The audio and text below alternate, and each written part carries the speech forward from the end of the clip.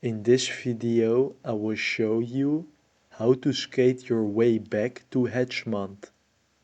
So let's get right into the video.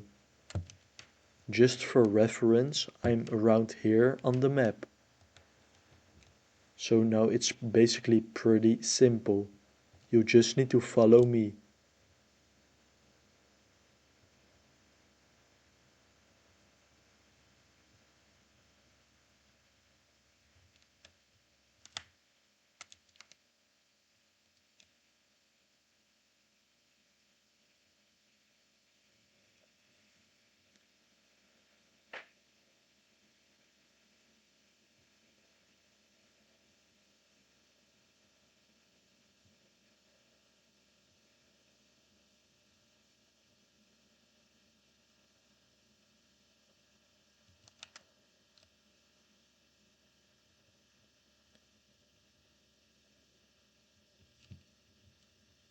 And that's it for this video.